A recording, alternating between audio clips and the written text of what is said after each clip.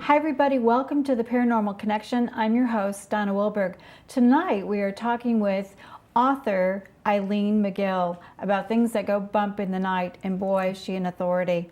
Welcome, Eileen. Thank you very much. It's good to have you on the show. It's great to be here, thank you. Well, Eileen and I met at a writer's conference, and she started telling me about her house that was haunted and all the experience she was having, and I couldn't help but ask her to come on and tell everybody about these experiences because they're interesting, exciting, and oh my gosh. Yeah, we've had a few. Why don't you start out by telling us a little bit of history about the house and how you came to move into the house? It's just a standard, everyday ranch house in a suburb in Santa Clara, California. Didn't seem to be anything unusual. It's the previous owner was a mason, so it's all brick. And when it showed up on the MLS listing, I went and looked at it and thought, that's it. I have to have that house. That's the one I want. And it really wasn't exactly what we wanted, but I felt so drawn to it. It was the quickest escrow closing I think my agent had ever had. Just it sailed right through. And as soon as my sister, who was moving in with me, and my son got there, they both looked at each other and said, "What the heck did you do?" Oh my. They immediately knew that something was wrong. And I was still on a high. I love the house, and I still love the house. It's wonderful. For about the first 2 years, the two of them were continually fighting. And this was very unusual. They'd grown up around, well, my son had grown up around her, and both are very positive people. So for them to start fighting all the time was very odd. And it wasn't until, I think about 4 years in, that I had my first experience where I could not explain what had happened. And basically what happened is I got up in the morning, I was home alone. I went into the bathroom, we only had one bathroom, and did my thing there, went out to the workout room, did my workout, and while I was working out, I thought, you know what, nobody else is home, this is a great time to wash and wax the floors, because there's not going to be any traffic through it. So I went out to the garage to get the mop, and the mop wasn't there. I thought, nobody else wants to do the floors, so I was very frustrated that it wasn't there. Went back to the bathroom to take my shower, and there's the mop. Oh. Blocking my way. And this was the first time that I could not come up with an explanation of something being in the wrong place. We had been having situations where something that should have been, for instance, my sister's handicap placard, we keep it in a very specific place, and it wasn't there. And yet, about 3 weeks later, it showed up there again. Just things like that. things showing up in the wrong place. She had jewelry actually taken directly off of her hand, and it showed up in the kitchen about a month later. Oh my gosh. So a lot of things like that that happened. Things started getting more and more serious. It went from blinds that would go up and then come back down, which can't happen, without a good explanation. And then it progressed from there.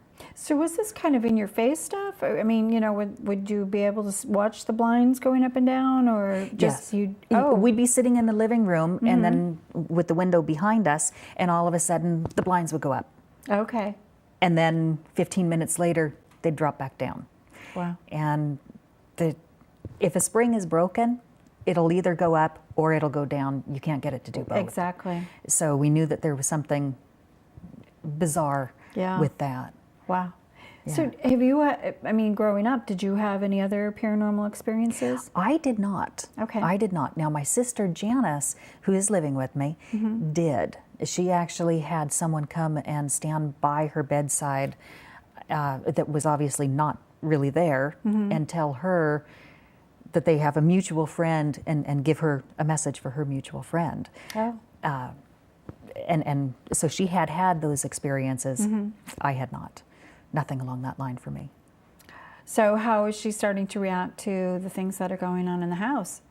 She actually has gone to school to become a medium. Oh. She's exercising her abilities and finding that she has some great abilities, especially with sound healing, using tuning forks and things like that. Is great. Great to see her being able to do that. So after you realized that the house was haunted, did you kind of want to know who they were? We did. Okay. We thought that it would be the previous owners, and it would be an easy thing of move them on, get them out of the house. That was it. And so we did have some investigators come in, and I didn't know what to expect with investigators. I didn't know them. I didn't know if they were going to come in and say, "Oh, you have a demon. We need, it's going to cost you $5,000 to get rid of it." I didn't know if that was what was going to happen. But when they came in, it was very different. They came through. They immediately checked for EMF levels to see if we had any wiring anomalies that were causing these fluctuations in EMF in the house. They did a great job with trying to debunk every single thing that we came up with. Well, what about the blinds? What did they say about the blinds? They couldn't figure out anything. Nothing. In fact, I ended up taking those blinds and throwing them away because it was just too much for me to handle, and I put leveler blinds up, so they can't do that. Well, let's talk a little bit about the equipment that they use, and then we're going to show you some clips because you actually caught some of this on tape. So what kind of equipment? The two basic ones that we use, we've got the EMF detector, which is the electromagnetic frequency. And that, if you're in a regular household, even if you hold it up to something near a TV or some other electronic equipment, you really shouldn't get above a 0.3. Okay. We were getting readings of up to 50, and just in various areas where there is no electrical.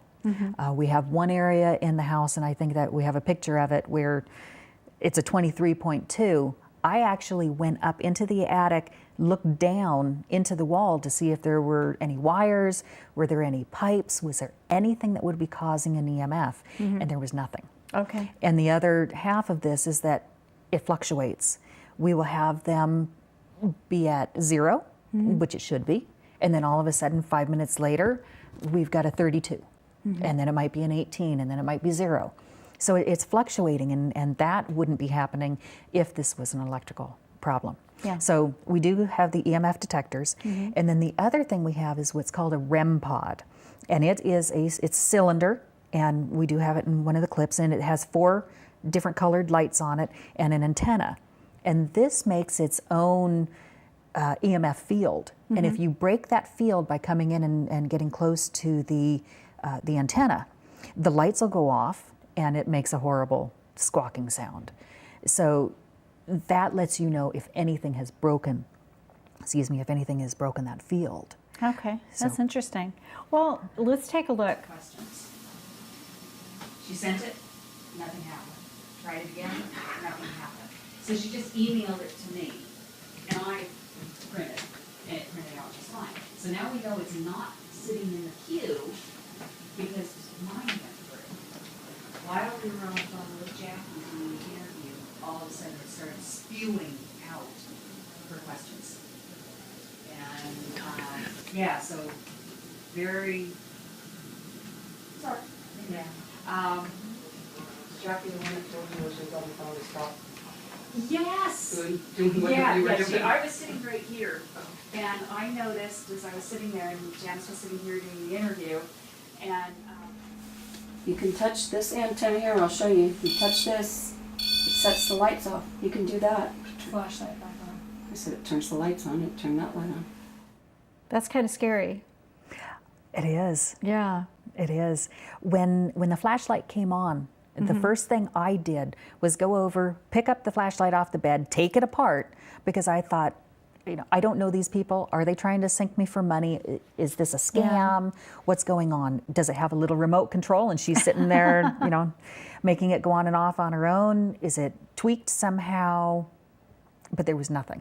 And throughout the rest of the night, we were asking the entities, can you turn the flashlight on? And it would do it. Can you turn it off? And it would do it. That's crazy. It was life-changing. Yeah, I can imagine. So how often have you had people come in and try and, have you had your house smudged and... We have. Okay. We've had, I think, 7 different investigations come out. Of those, 3 of them have been major clearings where we've had some very bad entity and we've had mediums come out, get together, use their conjoined energy to force whatever it is out. So we have had to do that several times.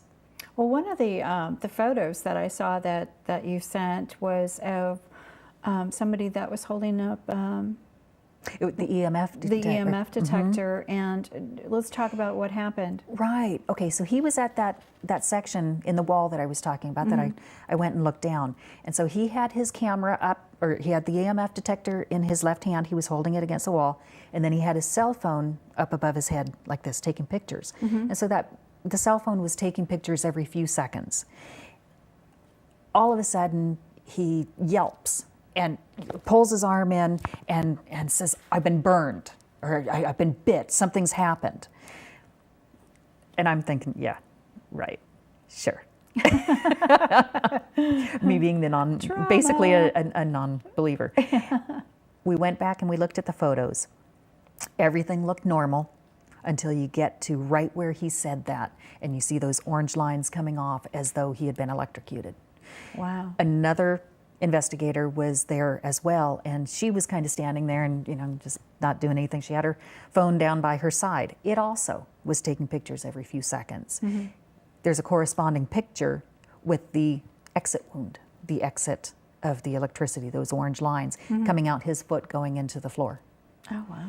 So it was a very scary thought Yeah. of what he had actually touched. So you're selling the house. Yes. Do you have to divulge this information?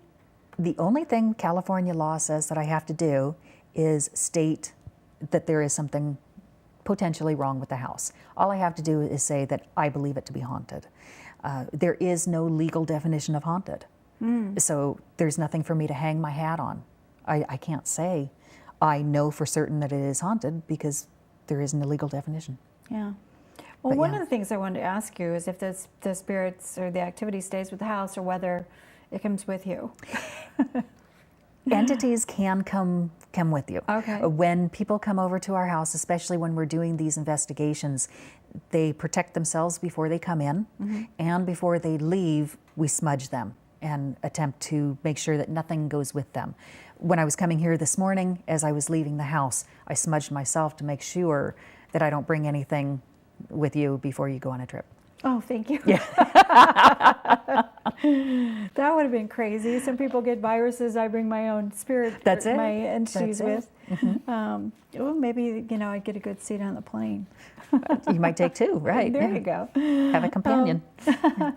Okay, so I would like to talk about your book because we introduced you as an author, and Yeah. you're writing this fabulous book, you. and the title is House of Homicide. House of Homicide. So let's start at the beginning. It's talk about the story. Can you give us a synopsis? And Well, let me tell you how it started. Okay. Because it correlates right to the house that I'm living in. I was out looking for a house, and my realtor and I came across this one. It was much less expensive than everything else. It was, on paper, everything we needed. But the only description of it was good bones, and that the realtor needs to read the declarations. So we go into the house, and as soon as we walk in, I turned and looked at her, and she looked at me, and we just felt this really bad feeling come over us. It was a very negative feeling. We knew that something bad had happened there. So she went into the kitchen to look at the disclosures, and I went into the very first bedroom. And in that room, the floor was torn up. There were holes in the wall. The windows were broken and taped together. And it was like someone gut punched me. My hair is starting to stand up again as Yeah. I talk about it.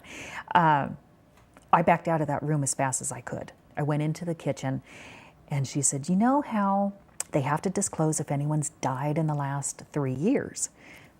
Yeah, I already knew she was going to say something bad had happened. She says there have been multiple deaths, oh, wow. one of which was listed as violent non-disclosed, which to me meant a pretty serious murder. Right. We got the heck out of there. Yeah. And for years, it kept haunting me, literally, of what would make someone buy that house. Because someone did. Within another month, it had sold. And I thought, there's no way I could have lived in that house. And look at what I bought instead. I know. That's kind of ironic, isn't it? It really is. Wow. So the whole story is based on that experience and what would cause someone to buy a house that was haunted. And in this story, she goes in, she buys the house, and then she starts running into the ghosts of the people that lived there before that were murdered there. And they are telling her that the murderer is still out there, and if she doesn't do something, her family is next. Oh, wow. So she has to go and find out who it is. So have you ever felt threatened in your own house? Oh, yes. Let's talk about that for a minute. The first time, and this was really the clincher, I've had two where it was very serious. And the first one, I was home alone, and I had been smudging crystals that we had purchased for protection. My sister and another sister had gone to a concert, and my sage wouldn't go out. It kept burning. So I thought, okay, well, I'll come in and I'll smudge the rest of the house, which I've been told you don't do alone, and I learned why. My dog, I had a chow. He would stay right by my side when I was doing this. And in the hallway, we had this large mirror, and I was at that mirror, and I was saying that we don't want you here. You are not allowed to be here. You may not use these mirrors as a way to move around. So I'm looking in the mirror, and something grabs me from behind. Oh, and no. like a man standing above me, grabbing at my neck like this. And I'm looking in the mirror, and there is nothing there. Oh. The dog is growling and backing up. So that was the first one that, again, makes my hair stand up. And then the second one was just a couple months ago.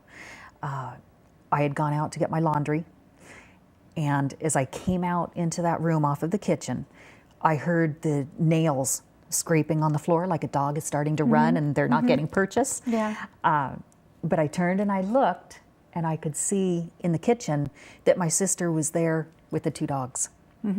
That's not what was making this noise. Oh, my and I goodness. looked forward again, and there's this thing.